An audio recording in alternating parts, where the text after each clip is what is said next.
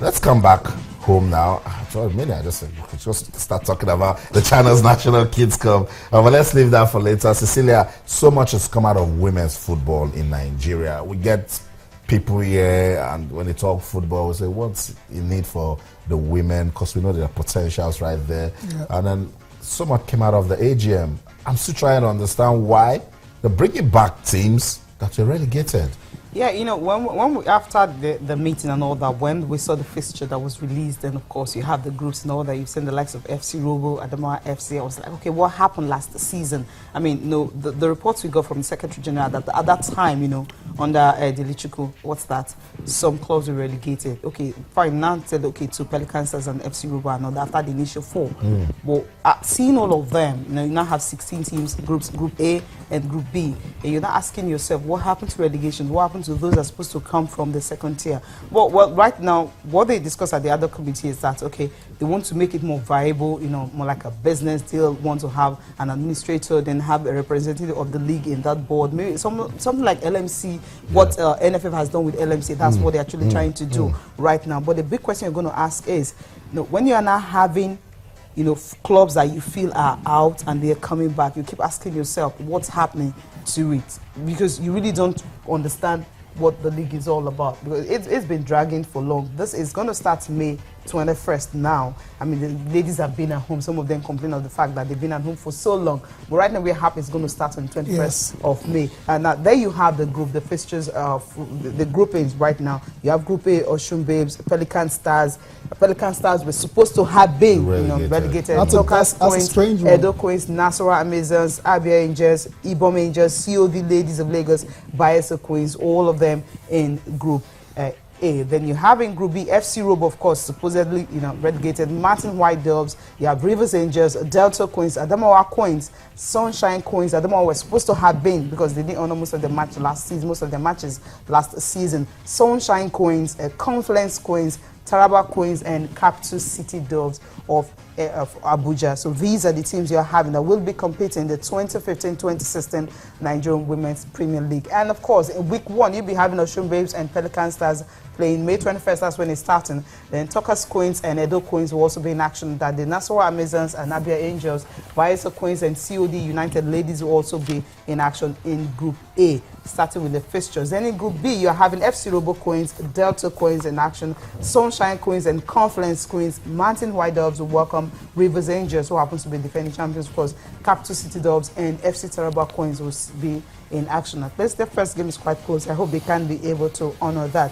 But another thing that came out of it is that they're going to be having a second-tier team, and that will start a week after this may have started. And the league, as usual, will be decided by champion of champions final format, where the winner of Group A and, of course, Group B, we have to face each other.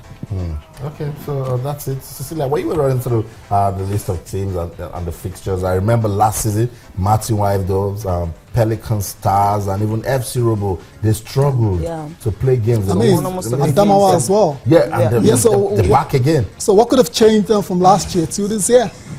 I really don't know. I think we'll be speaking with, you know, there's a board, the ad hoc committee that NFF actually set up to actually have a new governance structure, you know, for the league. Talking about Babagana Kali, he is the chairperson of that ad hoc committee set up by, then you have a secretary general by name Ayo. You know, we will be talking to him on the program. He's going to give us details. They must have a reason for actually reaching that, because last season, most of the clubs complained about the fact that they were not actually having money to, you know, honor most of their games. Even Pelican Stars, I remember there was a game they were supposed to have hosted. I think it was against Rivers Angels or something. Those ones came, they couldn't even host the game at home. So it was that bad. So I think maybe the financial worries or troubles that most of the clubs were facing, maybe that's the reason they felt, okay, let's just have an all-inclusive league. Let everyone come together. Let's now start having a proper league.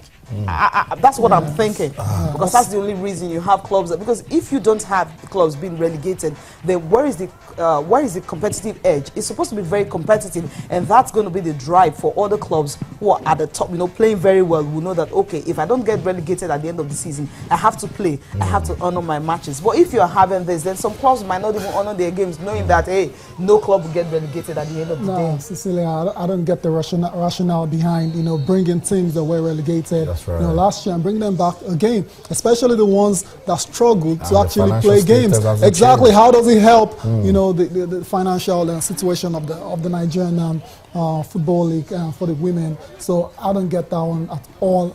Perhaps, hopefully, if we can get Mr. Ayo on the line, he can shed more light on this. And again, guys, I'm saying if there's so much struggles, why let a team travel from one state to another when they can barely, host a game? So the MPWL can look at it and maybe try a regional thing, Cecilia, like we do in basketball. Okay. Just keep all of them in a region. They play, and they're the champions. Maybe go play this other champion, or maybe you have 4 regions.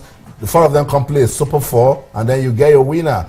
Start from there and let's achieve some stability. Because I just imagine FC Robo trying to go to play Rivers Angels, and then there's no fun. And then we get times they drive some places, their buses can't start, they can't leave. No. Those are not sweet for them. Particularly particularly when we're dealing with ladies, I think everything should be on point. I think the NFF needs to really step into this. Step into it. I was saying that if the league management companies are doing so well with the men, let's look towards them also, see what they can do.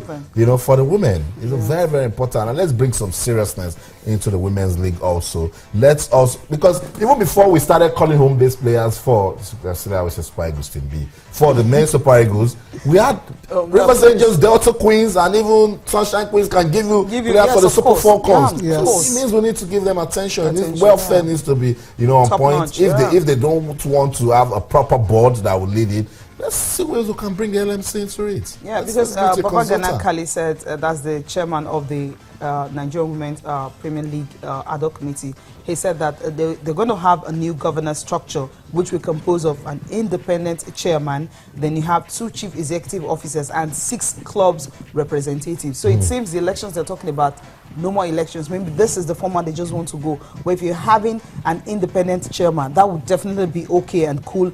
2 chief executive officers and 6 clubs representatives. So they can actually run the league like that. And if they're able to do that, who knows? I mean, they can make something out of it. But the thing is about this relegation, they actually need to clear it, because other clubs who actually put all the money, everything they had into the league last season will not be happy with what they will be saying, because they felt, okay, so if you're not going to get relegated, so what's the point of me having to go all the way and get something out? So I think it's so much explanations will need to be done. And while we're waiting for these administrators to explain to us, Tayo, I was asking Cecilia that what happens to the supposed teams that gain promotion? Where are they coming to? Yeah.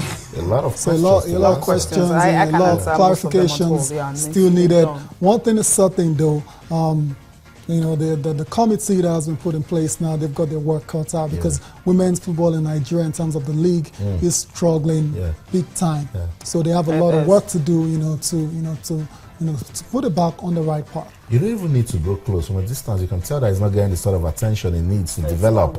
People are not we're not putting the right administrators in place for women's football. We're not, ensuring that these ladies get a sort of, because whether you like it or not, Asisa Toshola started from FC Robo. There's no two ways. Went through Rivers Angels, and now she plays for Arsenal ladies. From here, went to Arsenal. So it means if we get it right, you have to get it right. And that's why most of them are even leaving. I mean, most Super Falcons players who won the African Women's Championship the last time, like about 8 of them right now are no longer in Nigeria. So they just had to leave. There's even nothing wrong with that one, Cecilia, because it's natural progression. Exactly. But you've got to get it right on the home front as well too, because the league football all across the world still remains the bread and butter. It is still the foundation now for the country. So they have got the work cut out. So that's the story of the Nigeria Women's League. Right here, we believe it can be better. The Nigeria Football Federation and all those involved, we appeal. Yes, let us appeal that we give more attention to women's football. Let's sit down together, talk to those that understand what it means to run a proper league for the ladies and see ways we can make it better. Let's get on with the show now. Last year, Enugu Primary School came to Lagos all the way from Edo. Do you know the story? They were supposed to miss out. They were saying that they don't know if they will participate.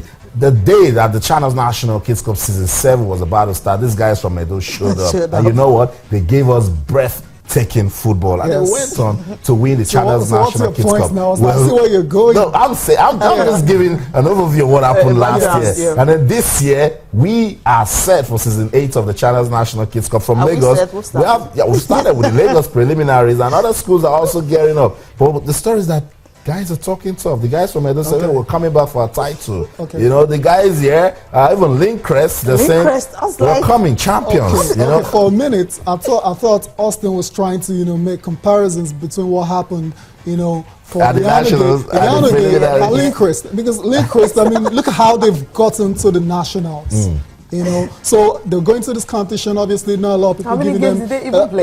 They're not giving. No one is giving them a chance at all. I wasn't expecting to see them. Perhaps they might just stun everyone. But I like what we did with Link Crest.